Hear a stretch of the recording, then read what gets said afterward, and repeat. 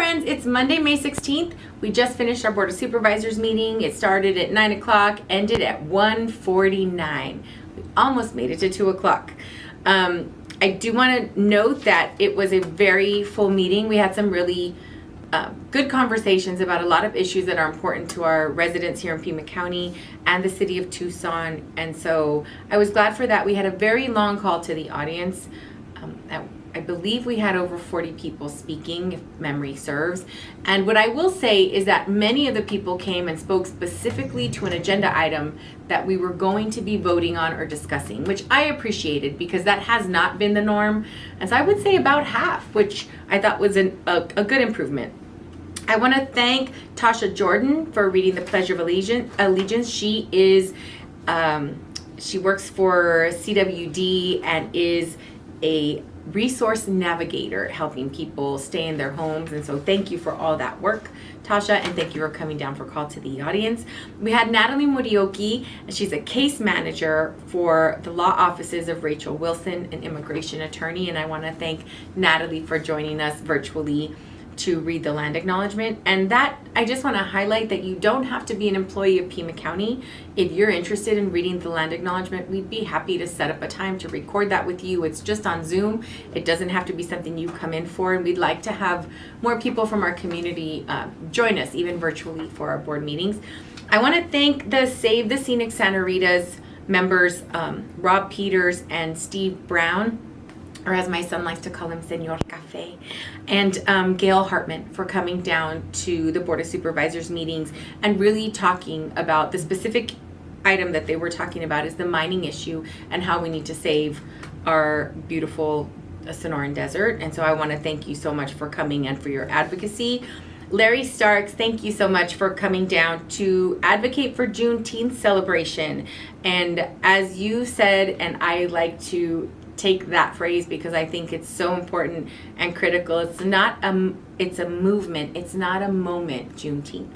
And so thank you for your advocacy. And I think as a direct result, it was Juneteenth was funded $10,000 and it passed unanimously from the Board of Supervisors later in the board meeting. We had an update on homelessness and public safety. And so thank you to our County Administrator Lesher and Deputy County Administrator Steve Holmes for talking about what is happening now.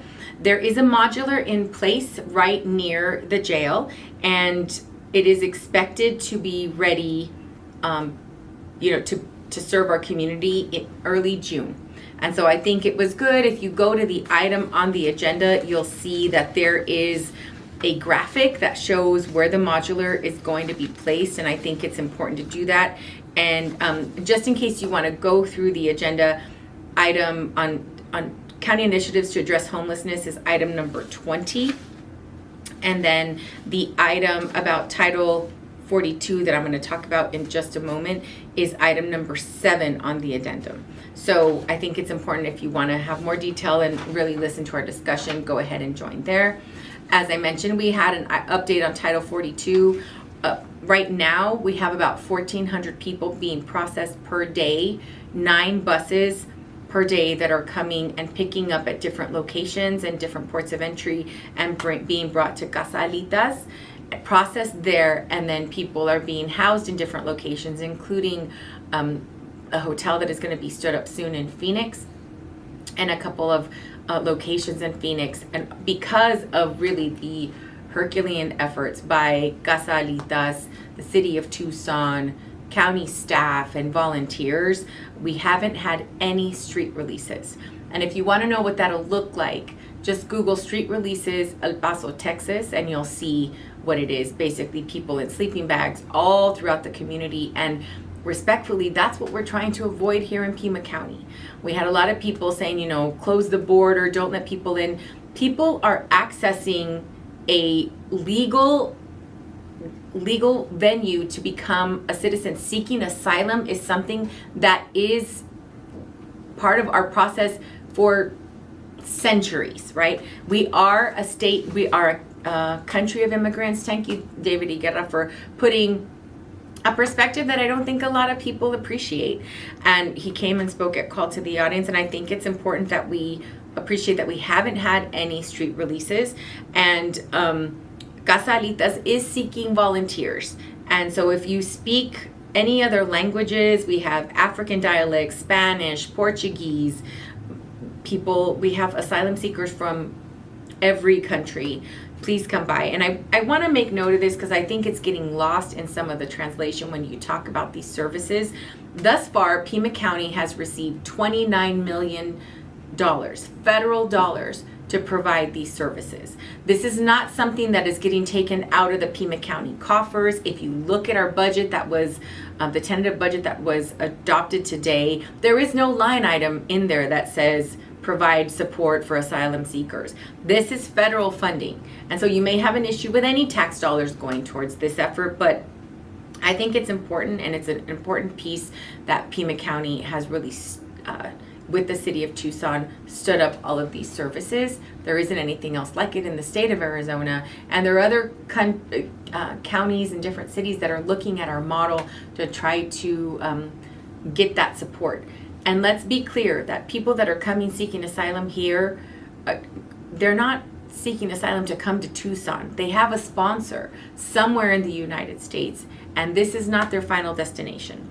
So but the effort is significant, and so if you are interested in volunteering, I'm sure that Casa Alitas would be absolutely willing and eager to have you. And then we're going to have a little graphic that will show you how to get more information about volunteering. Proclamations, we had 2 of them today. One was gun violence awareness. Thank you for the Moms Demand Action for being there for that proclamation. And then period poverty awareness.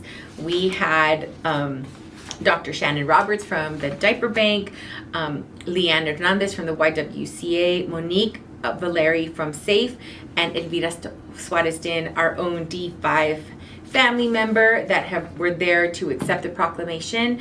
Elvira has really taken this project on. This is something that we started the very first year we were here, and the way it's grown is a direct result of her hustling and trying to get more partners. As a result, we have about 20 partners, a lot of libraries, but we're still adding. So if you work somewhere and you'd like a box, and we would be happy to drop it off. We have a final list of sites that will be available online May 19th. And then this little graphic will be at the end so you can get some more information. So what we need to donate and all of the information will be there. So I hope you can support this project. It's really critical and important, and I'm glad that our office is spearheading it. So tentative budget presentations. We had a budget presentation that we approved the ceiling. So what that means is that everything is flexible underneath that. This is the tentative budget adoption. We had about $1.76 billion. That is our budget. It's an increase of 0.7%. So basically 4-cent increase in taxes. And so considering that we've seen some really high tax increases throughout the nation, I'm really proud of Pima County for doing that. We approved the budget 3-2. Supervisors Bronson and Christie voted no. So the budget narrowly passed 3-2.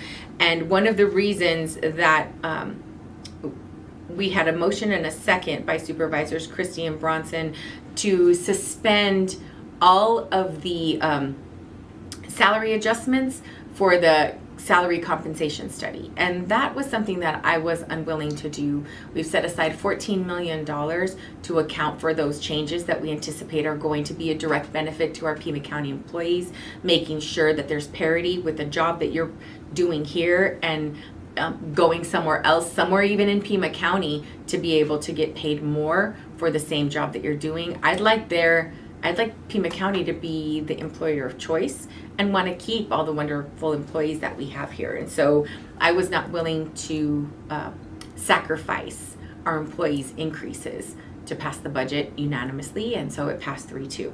So thank you to Vice Chair Scott and Supervisor Hines for voting in favor of the budget. I think it was really important. And we also, just so we know, $93 million in the fund balance, so that's set aside for a rainy day, and we are not in a deficit. We're legally required to statutory requirement to present a balanced budget. So the budget is balanced. There was a mining legislation resolution brought forward by Supervisor Scott. It's against a resolution against the Mining Needs Act and the Mining Regulatory Clarity Act. The last significant mining reform was in 1972, and I was disappointed to hear, I knew about it, but to hear publicly that our Senator Sinema is one of the co-sponsors for this mining legislation. It's incredibly disappointing. But I'm glad that the item passed 4-1 with Supervisor Christie voting no. We supported the John Valenzuela Youth Center getting $113,000. That item passed unanimously, and that's the youth center in South Tucson, and I was really happy to support that. My mom worked at the Sam Lena Library right across the street, and so many young people utilized both of those, the library and the youth center in South Tucson, and it's really just a shining light in South Tucson, so I was glad to do that. Item passed 5-0 for PAC, the mobile medical unit. What I thought was interesting, and I made a comment, is this board really loves their animals, so those items tend to pass unanimously.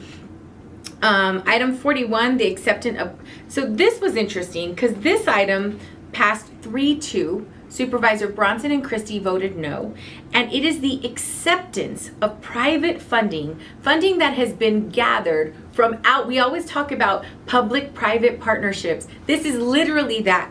It is the Stratford Artworks gathered funds, private funds, and we just had to accept it in Pima County. And this was for the renovation of Teatro Carmen. The argument was this should be the city of Tucson and not Pima County. So the item passed 3-2.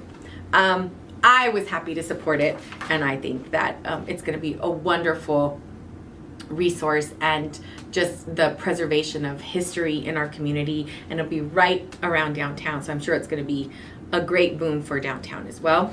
Item 28, there was an EPA grant to monitor air quality around schools. And it's almost $500,000 over 3 years. They're going to set up monitors, and that item passed 4-1. Supervisor Christie voted no because he made the comment that we shouldn't be monitoring anything. It's air quality around our schools for our kids. So I was happy to support that.